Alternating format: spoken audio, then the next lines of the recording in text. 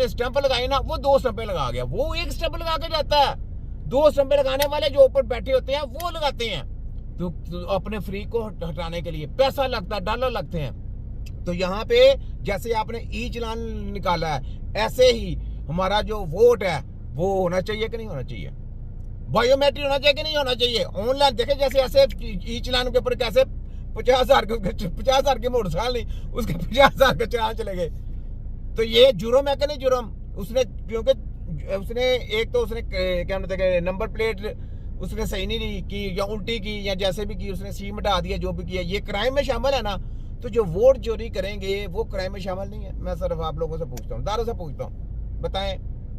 तो ये जो चोर जो चोरी करके ऊपर आएंगे मसला, तो ये कानून साजी कर सकते हैं? चोर खुद डाकू अवाम के साथ इंसाफ कर सकता है? ये मैं पूछ रहा हूँ आप लोगों से। जो राइट है ना, मेरा राइट बनता है ना, राइट बनता है। जैसे आप लोगों ने बोला ये कानून है, मैंने कहा जी बिल्कुल इसको मानना चाहिए, ये गलत है, कोई ऐसी नंबर प्लेट यूज करेगा तो ये गलत है।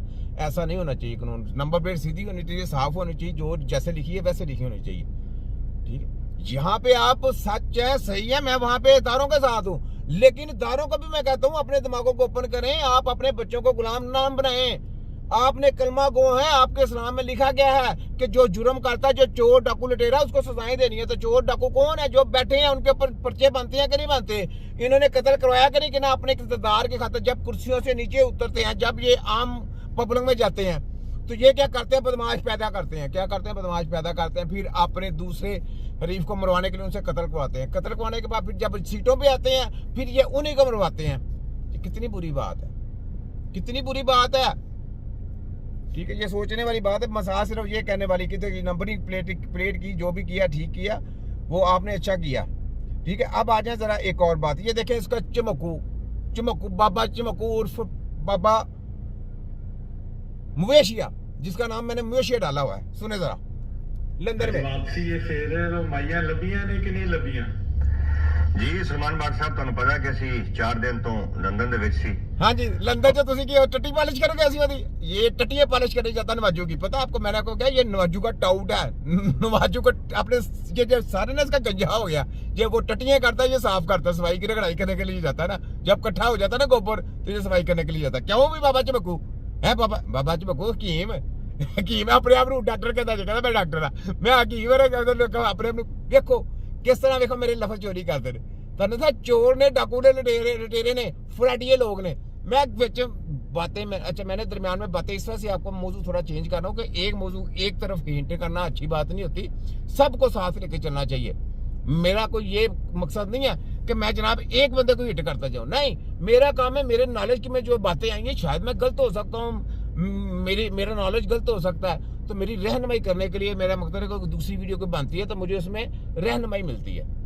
तो नहीं यार, यहाँ पे मैंने गलत बात की है तो ये गलत बात ऐसी नहीं होनी चाहिए। लेकिन अल्लाह का शुक्र है कि मैं जो बातें करता हूँ वो अभी दारों को भी समझ आ रही है और वाम को भी समझ आ रही है, और बड़ी गहराई वाली बातें होती हैं, ठीक है। ये सुने जरा, बाबा चमकू के लंदन में बैठा बातें कर रहा है, फिर आगे मैं इसकी क्लास लेता हूँ, क्योंकि मैं पीर हूँ ना इनका, हूँ तो मैं हकीम, पर वीडियो तिगड़ों का पीर। इन जैसे ये बाबा मवेशी वर्ग है जितने भी हैं सारे इनका पीर हूँ ना। हकीम का मतलब क्या है कि तबरदस्त करके सबको सीधे बदला कर देना, ये बात है। लाज बीमारियों का इलाज कौन करता है? ना कोई मेडिकल माफिया करता है, ना कोई छुनाना था, ना कोई चीनी पाता, ना कोई होम्योपैथिक था, ना कोई नेचुरलपैथी था, ना कोई क्षेत्रपैथी था, ना कोई एरोवैदिक था, ना कोई टेरोवैदिक था, ना कोई चाइनी था, ना कोई फैनी।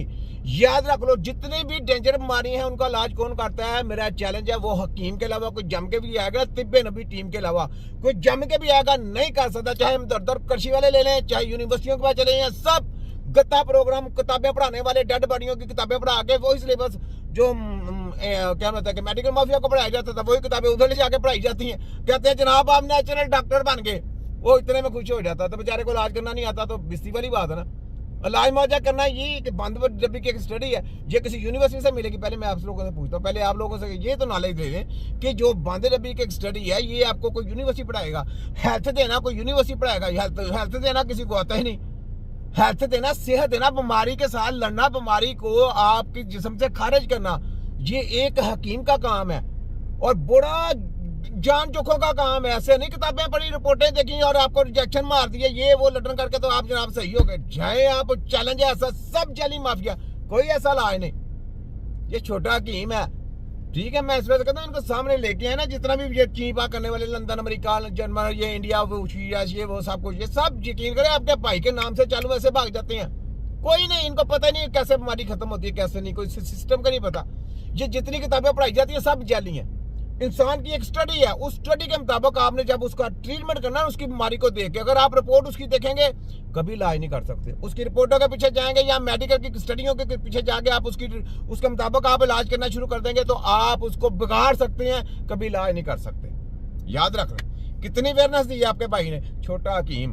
ठीक है, तो सुने जरा बाबा लंगड़दास हो। ਔਰ ਕੱਲ ਵੀ ਅਸੀਂ ਉਹ ਮਾਈਆਂ ਜਿਹੜੀਆਂ ਨਵਾਜ਼ ਸ਼ਰੀਫ ਦੇ ਘਰ ਦੇ ਅੱਗੇ ਗੁਲਗੁਬਾੜਾ ਕਰਦੀਆਂ ਨੇ, ਉਹ ਜੋਡੀ ਉਹ ਜੋਡੀ ਉਹ ਗੋਲਵੀ, ਤੂੰ ਵੀਡੀਓ ਬਣਾ ਕੇ ਜਾਣਾ ਸੀ ਉੱਥੇ, ਤਾਂ ਤੇਰੇ ਵੀ ਸਿਰ ਤੇ ਜਿਹੜੇ ਵਾਸ ਉਹਨਾਂ ਦੇ ਟਿੰਡਾਂ ਤੇ ਲਾ ਲਾ ਕੇ ਤਾਂ ਉਹਨਾਂ ਨੇ ਖਤਮ ਕਰ ਦੇਣੇ ਸੀ।